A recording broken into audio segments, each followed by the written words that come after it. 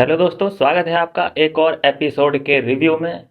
आज जिस तरह से रवीना टंडन ने पूरा माहौल बना दिया, उसके बाद चिंटू का डांस, उसके बाद जो ईशा को मिली बहुत बड़ी जिम्मेदारी, उसके बाद ईशा ने जैसे किया है एलिमिनेट ऐश्वर्या को, और जिस तरह से ये फ्रेम में अनुराग कब आ गए, अनुराग और ईशा किस तरह फ्रेम में आ गए बेस्ट फ्रेंड के रूप में, इस वीडियो में हम समझने की कोशिश करेंगे।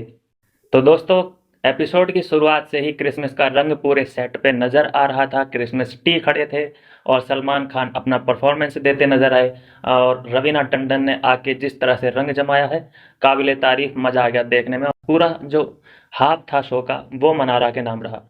मनारा ने जिस तरह, भैया, जो पुरानी फिल्मों में एक औरत होती थी जिसको हम माँ बोलते हैं, वो रोती रहती थी ना, जब भी वो फ्रेम में आती थी वो रोती हुई मिलती थी। बस वैसा ही सीन है मनारा का। जब भी फ्रेम में आएगी मुंह लटका हुआ रहेगा, जैसे भैया सबसे ज्यादा प्रताड़ित औरत उस घर में वो ही है। सबसे लाचार, सबसे प्रताड़ित, सबसे बेचारी औरत जैसे कि मनारा है।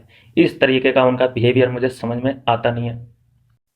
ये नज़ारा कोई नहीं देखना चाहता कि जिस तरह तुम मुंह बना के बैठ जाते हो और बस तुम एक ही चीज एक्सपेक्ट कर रहे होते हो कि मेरे अराउंड सिर्फ मुनव्वर होना चाहिए।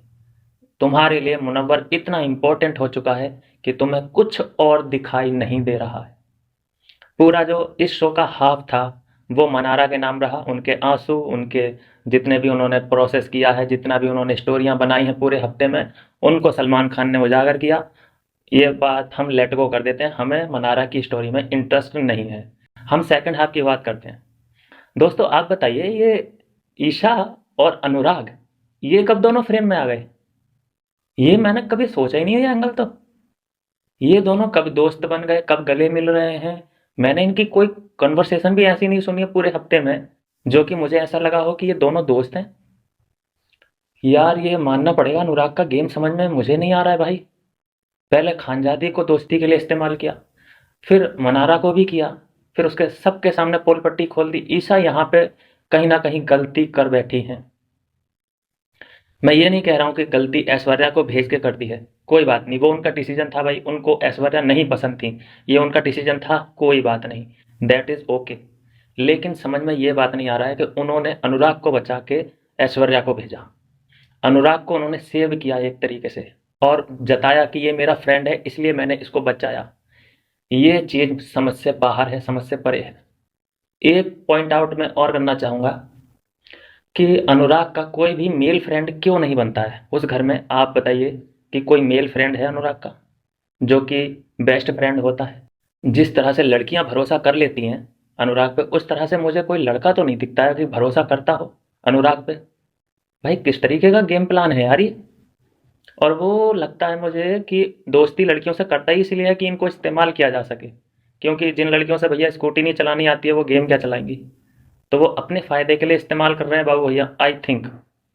May be I am incorrect, but मुझे जिस फ्रेम से लग रहा है मुझे यही लग रहा है, क्योंकि उसने खानजादी को भी बेइज्जत किया था। मनारा को तो सबके सामने उधेड़ के भून दिया, नॉमिनेट तक कर दिया अपनी बेस्ट फ्रेंड को। यहाँ तक, ये तो शॉकिंग न्यूज़ थी, इस पूरे हफ्ते की हाईलाइट मैं मानता हूँ कि अपने बेस्ट फ्रेंड को नॉमिनेट करना। और अब ईशा उसके निशाने पे है।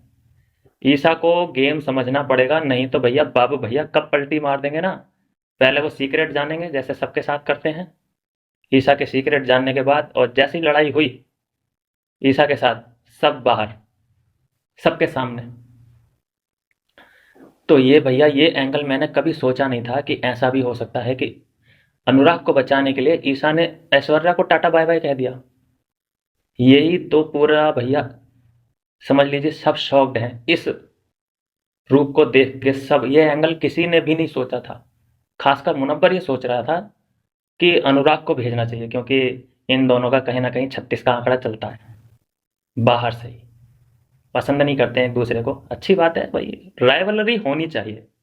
दोनों एक दूसरे को पसंद नहीं करते हैं तो मुनव्वर का ये कहना था कि तुझे अनुराग को भेजना चाहिए था। ऐसा उसने कहा तो नहीं, लेकिन उसके एक्शन से दिखता है कि वो चाहता था अनुराग जाए किसी भी कीमत पे।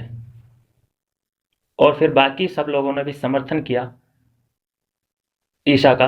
बाद में पहले तो समर्थन, विरोध कर रहे थे कि भाई तूने ऐसा क्यों किया, क्यों किया, तुझे अनुराग को भेजना चाहिए था। लेकिन बाद में सबने समर्थन दे दिया कि भाई उसका ये निजी डिसीजन है, क्योंकि भैया उसके पास पावर है और वो जो फील करेगी वो करेगी अपना काम। हालांकि उन्हें जो बेसिस था, जो बिग बॉस ने कारण दिया था कि तुम इस बेसिस पे भेजो कि किसने रूल ब्रेक ज़्यादा किया, वीडियोस भी दिखाए गए, पॉइंट आउट भी कराया गया, पूरी समरी दे दी गई ईशा को कि लो भैया आकलन करो और अपना डिसीजन लो। लेकिन उसने मेरे हिसाब से जो डिसीजन लिया है वो रूल ब्रेक के हिसाब से बिल्कुल नहीं लिया है। वो डिसीजन लिया गया है अपनी पर्सनल खुन्नस के हिसाब से। उन्होंने सीधे बोला कि भाई मेरा जिससे बॉन्ड कनेक्ट नहीं होता है, जिससे मेरी विचारधारा नहीं मिलती है, मैं उसे नहीं देखना चाहती।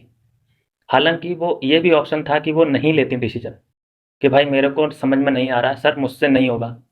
अगर ऐसा वो बोलती तो उनको कहीं ना कहीं ये लगता कि मैं कोई स्ट्रॉन्ग गर्ल नहीं हूँ, उन्हें स्ट्रॉन्ग गर्ल भी दिखना था। तो यही कारण है कि उन्हें डिसीजन लेना पड़ा। अच्छा, बात करते हैं बिग बॉस की। बिग बॉस भी कितने बड़े खिलाड़ी हैं मैं आपको बताता हूँ। सलमान खान भी ये डिसीजन ले सकते थे, खुद बिग बॉस भी किसी न किसी तरीके से खुद डिसीजन ले सकते थे, लेकिन बेचारी ईशा को फंसा दिया। एक तो वो पहले ही दो बंदों के बीच में फंसी हुई है, ठीक है, और उसको ऊपर से ये और डिसीजन दे दिया पूरी कंट्रोवर्सी क्रिएट करवाने के लिए। मेरे हिसाब से मेरे हिसाब से बिग बॉस भी ये चाहते थे कि अनुराग जाए, वो अनुराग को ही भेजना चाहते थे। लेकिन क्या ही कर सकते हैं भाई, जब नेशनल टेलीविजन पे उसने खुद अपने मुंह से बोल दिया कि ऐश्वर्या को जाना चाहिए सर, तो बात ही खत्म हो गई। फिर उसके बाद कोई तू करेगा, मैं करेगा, कोई फर्क नहीं पड़ता, जो होना था हो गया। और भाई उसने जो भी डिसीजन लिया उसके लिए बेटर लिया, बाकी दुनियादारी जाए बाहर में। भाई गेम खेलने आए हैं यहाँ पे, जब तक जो कमजोर दिखाई देगा उसको तुम निकालते नहीं रहोगे तब तक खुद ऊपर कैसे जाओगे भाई। वहां तो गेम ही इसी चीज का है, लोगों को सीढ़ियां बनाते जाओ और ऊपर चढ़ते जाओ, यही गेम है। लेकिन सबसे बुरा पता है कब लगता है? बुरा जब लगता है कि जब कोई दोस्त, बेस्ट फ्रेंड जो तुमसे कनेक्टेड है, या फिर तुम्हारा कोई प्यार है, कोई मोहब्बत है, तुम उसी की पीठ में खंजर भोंक रहे हो, पीठ पीछे उसकी बैक बिचिंग कर रहे हो, या अपने ही दोस्त को धोखा दे रहे हो, जैसा कि कई बार हमने देख लिया है अनुराग की तरफ से ऐसा होता आया है पूरे सीजन में। फिर भी ईशा ने अनुराग का हाथ थामा है। दोस्तों बहुत बड़ी बात है ये, या तो ये बहुत बड़ी बात है या फिर ये बहुत बड़ी गलती है, दोनों में से कुछ ना कुछ तो है। ये हमें पता चल जाएगा अगले एपिसोड में। तो दोस्तों मैं मिलता हूँ आपसे नेक्स्ट वीडियो में। आप चैनल को फॉलो और सब्सक्राइब जरूर कर लीजिए। मिलता हूँ मैं नेक्स्ट वीडियो में। बाय बाय मेरे दोस्त।